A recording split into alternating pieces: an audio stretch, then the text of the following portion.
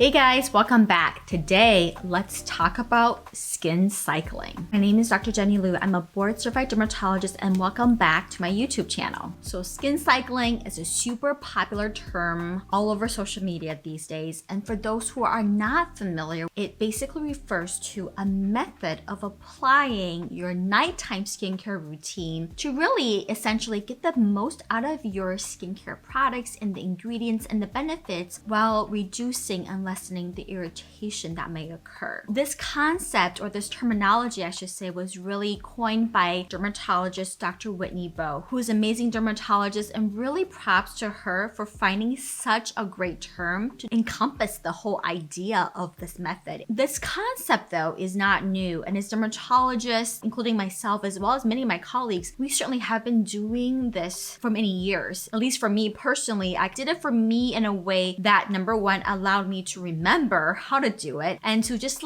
decrease the confusion and the complexity of skincare. And so that is really what I want to do in this video, to talk about skin cycling and share with you guys her methods, but also offer you some tips of how I've been skin cycling for years and what makes sense to me with regards to just the ease and what to do on your off days, which I will get into in a little bit. So let's actually talk about skin cycling original method that Dr. Bowe described. If you use alpha hydroxy acid night 1, your night 2 would be your topical retinoid, the two best studied ingredients to help with fine lines and wrinkles and hyperpigmentation, uneven skin texture and skin tone. And then nights 3 and 4, you literally take a rest day, so a break, not using any sort of active ingredients to allow your skin to recover, and you literally repeat. Now, this method is purely really designed for individuals who are seeking improvement for signs of skin aging, but certainly you can kind of apply this concept to targeting a lot of other skin concerns, right? For example, if you have rosacea skin and you want a better way of tolerating your retinol, you can certainly skin cycle, but maybe remove the alpha hydroxy acid and in place of a polyhydroxy acid, or just not even use any sort of exfoliant and just kind of alternate your retinoids with your moisturizer. I mean, to me, the alternating of retinoid with a moisturizer, so retinoid in a rest day, is in a way skin cycling. Similarly, if you are treating hyperpigmentation, and we know when it comes to fighting hyperpigmentation, often using multiple ingredients when formulated together will be more helpful than just using one active product at a time. And so to lessen the irritation from these ingredients, you can also consider skin cycling, alternating nights of your active ingredients. When it comes to acne-prone skin, here I think it can be a little tricky, because I personally recommend, when it comes to treating acne, finding a regimen that's going to allow you to more consistently use your anti-acne products without taking too many breaks. We know acne is best treated when you are using your acne fighting regimen on a more regular basis. And here we know what works the best is topical dappling or topical prescription retinoid, and then benzoyl peroxide over the counter. So here I actually find that taking the 2 days off may actually not serve you as well if you're trying to actively get a better handle on your acne. But certainly if you have mostly just post-acne marks, this skin cycling method could be helpful for prevention of acne, maybe minimizing the appearance of your pores, clogged pores, while helping with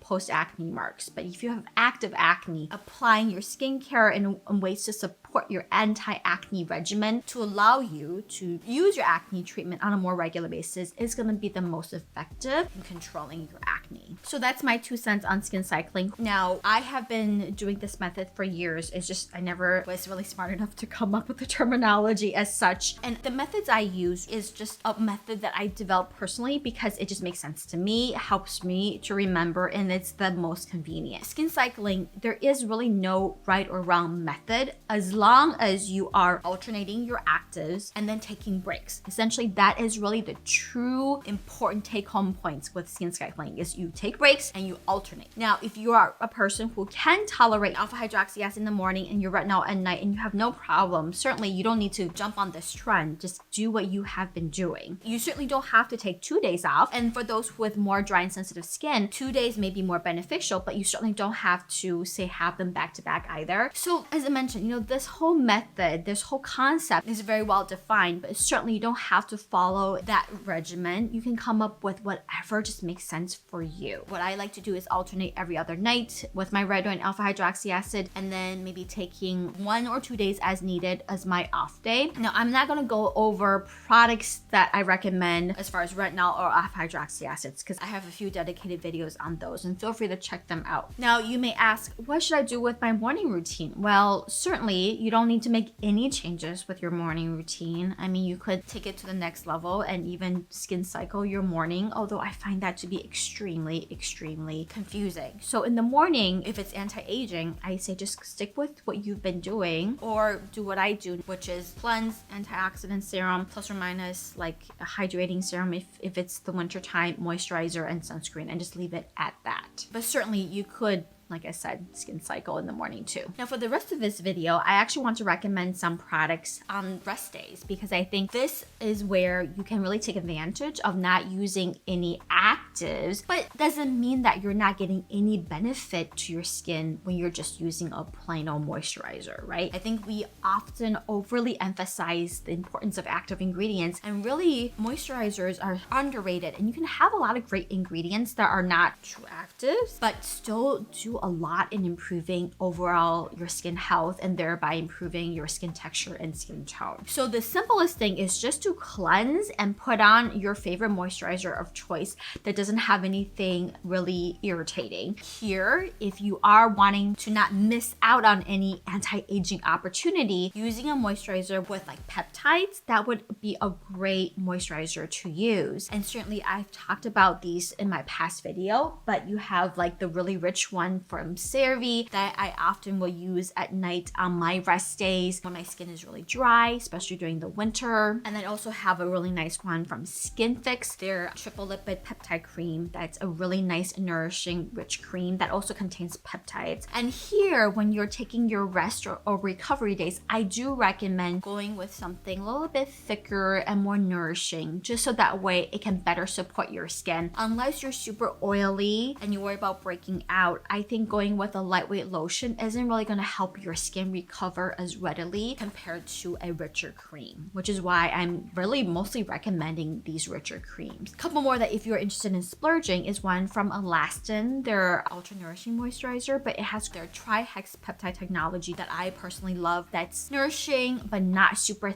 thick and greasy. And then lastly, this one from Skinceuticals, the Triple Lipid Restore. That is a nice, very luxurious moisturizer that you can certainly use in the evening on your rest days that will help your skin barrier repair itself. Now, if that's not enough, then you can consider slugging. I mean, certainly I feel like in the winter, that is what I pretty much do on my rest days, because it's just so dry and cold. And with the mask that I wear at work, my skin is not happy. So I often will slug. And so here, cleanse, and then you could consider adding a hydrating serum, like a hyaluronic acid serum. That's all it has without any other active ingredients, moisturizer, or just after cleansing, follow it with like a petrolatum based product like this one from Cetaphil, their healing ointment. I also really like the Cerave one. I actually personally really love that one for my face the most, because it's got hyaluronic acid and ceramides, and it gets the slugging job done without feeling overly thick and heavy. Similarly, if you are into slugging but don't want to use petrolatum, one product I highly recommend, that I've talked about this before, is La Roche-Posay's Cicaplast Balm, that B5 balm, that is ultra rich and nourishing, but it absorbs really nicely, is not super heavy or greasy. Now for my more like combination skin friends or oily skin friends who want to take that break but just don't want anything too greasy or heavy, two pretty affordable moisturizers I really recommend, especially for the winter, for the evening. The Goodal, it's a Korean brand, and I absolutely love this Apricot Collagen Youth Firming Cream. It contains a blend of vegan peptides that help to nourish the skin and often will help improve the fine lines and wrinkles, and also has collagen in there that helps to plump and sitting on top of the skin to plump. This is a very nice gel cream, or like a whipped cream formulation, but it's not heavy and it dries and absorbs very quickly. Similarly, one I also love from Verse that's fairly affordable is their Skin Soak Rich Moisture Cream. And this has squalane as well as like plant-derived extracts to really soothe, but again, not overly heavy or greasy. And in fact, even though this is like,